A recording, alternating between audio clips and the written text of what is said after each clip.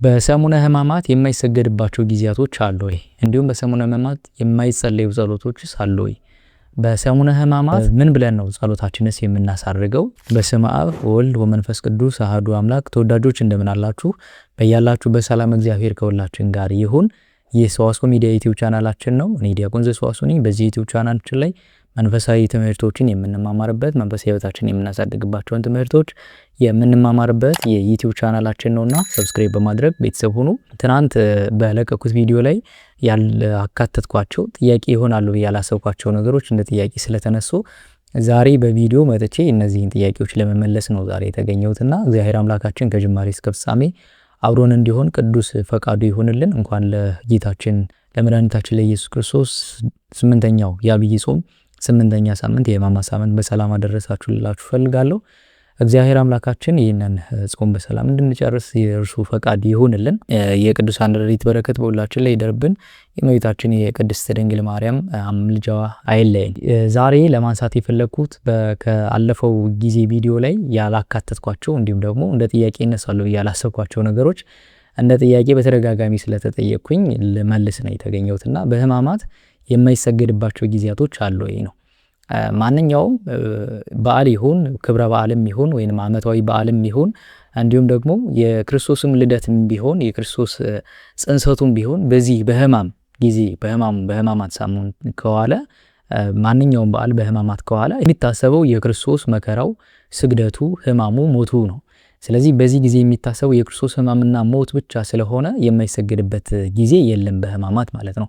ስለዚህ ማንኛውም የግዝት በዓላትን ጨምሮ ለምሳሌ በቤተ ክርስቲያናችን የስርዓት ሁሉ ባለቤት ናት። ሁሉንም በስርዓት አስቀምጣለን እናገኛለን። ነገር ግን ለምሳሌ በየወሩ ወር በገባ በ12 የቅዱስ ሚካኤል፣ በ21 በእመቤታችን በቅድስት ድንግል ማርያም እንዲሁም ደግሞ በባለ እግዚአብሔር በባለ ወልዱ በዓል ጊዜ ስግደትን እንዳንሰግድ ትከለክልናለች።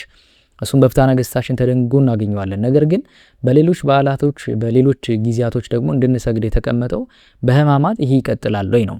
በሕማማት ስፔሲፊክ ተደርጎ የሚወሰደው የክርስቶስ ሕማምና ሞቱ ነው። በዚህ ጊዜ የሚታሰበው የክርስቶስ መከራ፣ የክርስቶስ ግርፋት፣ የክርስቶስ ስቃይ፣ ለሰው ልጆች የከፈለው ዋጋ ብቻ የሚታሰብበት ወቅት እንጂ ሌሎች በዓላቶች የሚታሰቡበት አይደሉም። እንዳጋጣሚ ሆኖ በዚህ ወቅት በ2018 የሕማማት ወቅት የጌታ ጽንሰት መጋቢት 29 ማክሰኞ ዕለት ይውላል። ስለዚህ በዚህ ዕለት ይሰገዳል ወይስ አይሰገድም ተብሎ ከተነሳ ይሰገዳል። የሚሰገደው ደግሞ ሕማማት ማንኛውም በዓል ቢውልበት ማንኛውም የግዝት በዓልም ይሆን ዓመታዊ በዓልም ቢሆን ቢውልበት የሚታሰበው ሕማምና ሞቱ እንጂ ክብረ በዓሉ አይደለም ማለት ነው። ስለዚህ የሕማማት ሰሞን የሚውል በዓል ሳይታሰብ የክርስቶስ ሕማም ብቻ ነው የሚታሰበው ማለት ነው። እንዳጋጣሚ ጽንሰቱ በዛ ዕለት ቢሆንም ግን የዋለበት ሰሞን የሕማማት ወቅት ስለሆነ የምናስበው ሕማማትን ብቻ ይሆናል ማለት ነው። ስለዚህ በሕማማት ወቅት ስግደት የትኛውም በዓል ቢሆን ይሰገዳል ማለት ነው። ይህ ሁልጊዜ በየዓመቱ መነሳት የሌለበት ርዕስ ነው። በየዓመቱ ማንሳት ያለብን ስለ ክርስቶስ ሕማምና ስቃይ ማሰብ ነው የሚገባን እንጂ በየዓመቱ ይህንን ርዕሰ ጉዳይ አድርገን ማንሳት የለብንም ማለት ነው። ለአንዴና ለመጨረሻ ጊዜ ሁላችንም ይህ ቪዲዮ የሚደርሰን ሁላችንም ክርስቲያኖች በሕማማት የትኛውም በዓል ቢሆን እንደሚሰገድ አውቀን ስግደታችንን መቀጠል ይኖርብናል። የክርስቶስን ሕማሙንና ሞቱን ልናስብ ይገባናል በዚህ ወቅት ማለት ነው። በተጨማሪ ደግሞ ስለ ስግደት ከሚነሱ በሕማማት አንደኛው ጥያቄ ደግሞ መቁጠር ይቻላል ወይ ነው። እውነቱን ለመናገር መቁጠራችን ጥቅሙ ምን ላይ ነው? የክርስቶስን ግርፋቱ በቃል ሲነገር 6666 ጊዜ ተገርፏል ብለን እናገራለን። ይህ ግን የተቆጠረው ነው። ያልተቆጠረውን ደግሞ እግዚአብሔር እርሱ ነው የሚያውቀው እንጂ እኛ አናውቀውም። የማይቆጠርበት እያረፉ እየደከሙ ቁጥሩ ሲጠፋቸው እንደገና አንድ ብለው እየደጋገሙ ነው ክርስቶስን የገረፉት መከራ ያደረሱበትና እኛ ያንን ቁጥር ለመስገድ ነው የምንቆጥረው ወይንስ ለምንድን ነው የምንቆጥረው? አንደኛ በቆጠርን ቁጥር ቁጥሩ ላይ ነው ትኩረታችን የሚሆነው ማለት ነው። ስግደቱ ላይ ሳይሆን ቁጥሩ ላይ ብቻ ትኩረታችን እናደርጋለን። የክርስቶስን መከራ ከማሰብ ወደ ቁጥሩ እንመለሳለን ማለት ነው። ስለዚህ ይሄ ለኛ የሚሆን ሳይሆን አንድ ክርስቲያን ስግደት በሚሰግድበት ጊዜ ቁጥሩን ትቶ በሕማማትም በሌሎችም ጊዜያቶች ምናልባት የንስሐ ካልሆነ በቀጥር ሊቆጥረው የሚችለው የተሰጠውን ቀኖና ለመጨረስ ካልሆነ ይሄን ያህል ስግድ ሲባል ያንን ቁጥሩ ለመስገድ ካልሆነ ቀኖናውን ቢሆን በሕማማት ጊዜ ስግደቱ አይቆጠርም። ለምንድን ነው የማይቆጠረው? ምንም ስለማይጠቅመን ማለት ነው። ስለዚህ ህማሙን ሞቱን እንድናስብ ነው የሚገባው እንጂ ቁጥሩ እንድናስብ አይገባምና ስለዚህ ቁጥሩ አያስፈልግም ማለት ነው። ቁጥሩ ስለማያስፈልግ ወደ ህማሙና ወደ ሞቱ ትኩረታችን እንድናደርግ ቁጥሩን መተው ይገባል ማለት ነው። ሌላው ከዚህ ጋር ተያይዞ በህማማት ወቅት የሚነሳ ጥያቄ ደግሞ በህማማት ወቅት የማይጸለይ ጸሎት አለ ወይ ነው። ከዚህ በፊት ስንጸልያቸው የነበሩን ጸሎቶች በሙሉ እንጸልያለን። የማይባል ይሄንን ተው ይሄንን አድርጉ የሚባል የጸሎት ክፍል የለም። ሁሉም ጸሎት ይጸልያል። ግን ትናንት በሰራውላችሁ ቪዲዮ እንደተናገርኩት ግን ቅድስት ቤተክርስቲያናችን በብዛት በዚህ ወቅት ስለ ህማሙ ስለ ሞቱ የሚናገረውን ስለ መዝሙረ ዳዊትን አብዝታ ትጸልያለች ማለት ነው። ግብረ ህማሙም ቆሞ ይጸልያል። ግብረ ህማማት ትልቅ መጽሐፍ ነው የቤተክርስቲያናችን። ያን ሁሉ መጽሐፍ በሳምንት ውስጥ ቅድስት ቤተክርስቲያን ሌት ተቀን እየተነበበ የሚደርስበት ሁኔታ አለ ማለት ነው። የክርስቶስን ከኦሪት ጀምሮ በትንቢት ሲነገር የነበረውን እያንዳንዱ ነገር የሚናገረው ያ መጽሐፍ ይነበባል። ከዛ በተጨማሪ በጸሎት ጊዜ ግን ስለ ህማሙ ስለ ሞቱ በትንቢት መነጽር የተናገረ በስፋት ቅዱስ ዳዊት በግልጽ የተናገረበት ሁኔታ ስላለ መዝሙረ ዳዊት አብዝቶ ይጸልያል።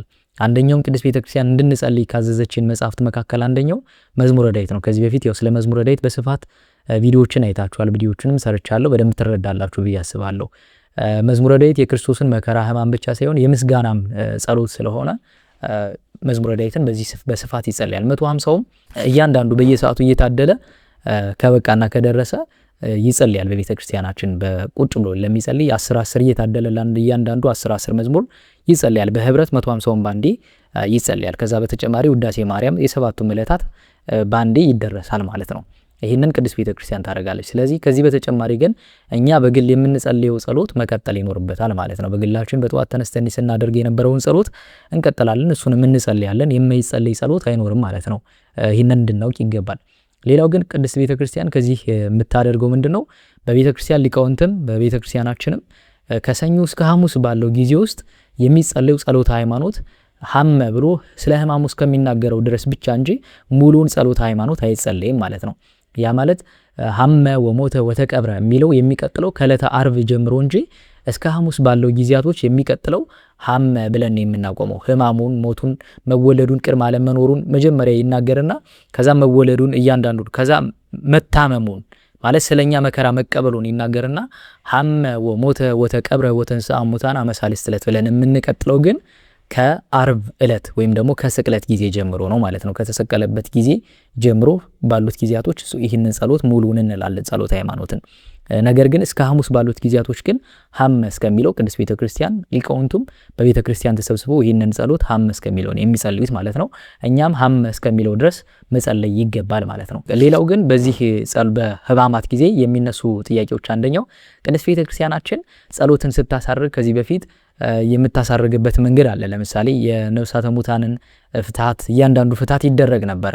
ለምሳሌ ነፍሳተ ሙታንን ማረልን እየተባለ ለምሳሌ በዛው ዕለት ያረፈ ሰው ካለ በቤተ ክርስቲያን የክርስትና ስሙ እየተጠራ ስላረፈው ነፍስ ቅድስት ቤተ ክርስቲያን ትማጸን ነበረ። በዚህ በህማማት ወቅት ግን ለየት የሚያደርገው የጸሎት ማሳረጊያዋ ለየት ያለና ከሌሎች ጊዜያቶች ከነበሩት የጾም ጊዜያቶችም ሆኑ ከዘወትር ከሚባሉት ጊዜያቶች ለየት ያለ ነው። ቅድስት ቤተክርስቲያናችን የጸሎት ማሳረጊያዋ የምታደርገው በዚህ ጊዜ ፍታት አይፈታም፣ ክርስትናም አይነሳም። ክርስትና ካለ ለምን የክርስቶስ ህማም ብቻ ነው የሚታሰበው በህማማት ጊዜ ማለት ነው። እንዲሁም ቅዳሴ የለም ከሐሙስ ዕለት ውጭ ማለት ነው። ሐሙስ ያው ጌታ በዛን ዕለት ለደቀ መዛሙርቱ ያቆረባቸው ስጋና ደሙን ያቀበላቸው ቀን ስለሆነ በሐሙስ ዕለት ቅዳሴ ይቀደሳል። የመጀመሪያው ስርዓት የተሰራውም የቅዳሴ ስርዓት ዕለተ ሐሙስ ስለሆነ ለሰዎች ማለት ነው። ዕለተ ሐሙስ ስለሆነ በምድር የተሰራው ያን ይታሰባል። ቅዳሴ ይቀደሳል። 9 ሰዓት ቅዳሴ ይገባል። እስከ 12 ሰዓት ቅዳሴው እንዲያልቅ ይደረጋል ማለት ነው። እስከ 11 ሰዓት ባለው ጊዜያት ውስጥ ቅዳሴው ያልቃል ማለት ነው። እስከ 12 ሰዓት ስፔሲፊክ ሰዓቱ እሱ ነው። በዛ ሰዓት እንዲያልቅ ይደረጋል ማለት ነው። ከ9 ሰዓት ጀምሮ ቅዳሴ ይገባል። በሌሎች ጊዜያቶች ግን ቅዳሴ አይቀድስም። እንዲሁም ስለዚህ በዚህ ዕለት ፍትሐት የሚፈታ ሌሎች ነገሮች ካሉ ፍትሐቱ ራሱ አይፈታም። የሚታሰበው የክርስቶስ መከራ ህማማቱ እሱ ስለሆነ የሚታሰበው ቅድስት ቤተ ክርስቲያን እንዲህ እያለች ጸሎቷን ታሳርጋለች ማለት ነው። እንበለ ደዌ ወህማም እንበለ ጻማ ወድካም አመ ከመዮም ያብጻይክሙ እግዚአብሔር በሰላም ለብርሃነ ትንሣኤው በሰላም ማለት ይቻላል ማለት ነው። ይሄ ማለት ያለ ደዌና ያለ ህማም ያለ ድካምና ያለ ጻማና ያለ ድካም እግዚአብሔር አምላክ ለትንሣኤው በሰላም ያድርሰን እንደማለት ነው ማለት ነው። ስለዚህ ጸሎታችንም ስናሳርግ ቅድስት ቤተክርስቲያን በነገረችን ባስተማረችን በነገረችን መንገድ እዚህ መንገድ ቅድስት ቤተክርስቲያን ህማሙን ሞቱን እያሰመች ህማማትን ታሳልፋለች። ግብረ ህማሙ ውዳሴ ማርያሙ እየተጸለየ ዳዊቱ እየተጸለየ ጊዜያቶቹ በዚህ በስግደት እንዲሁም ደግሞ መልክአ ሕማሙ በዜማ እየተባለ የክርስቶስን መከራውን ሕማሙን ሞቱን የምታስብበት ሳምንት ነው ማለት ነው። እግዚአብሔር አምላካችን ጾሙን ለበረከት ለነፍሳችን እንዲታደስ አድርግልን። እግዚአብሔር አምላካችን ከጅማሬ እስከ ፍጻሜ አብሮን ስለቆየ እናመሰግነዋለን። ሕማሙን ሞቱን እያሰብን በዚህ ጊዜ ሳምንቱን እናሳልፋለን ማለት ነው። መለደዌ ወሕማም እንበለ ጻማ ወድካም አመ ከመ ዮም ያብጽሐነ ያብጽሕክሙ እግዚአብሔር በሰላም ይቆየን።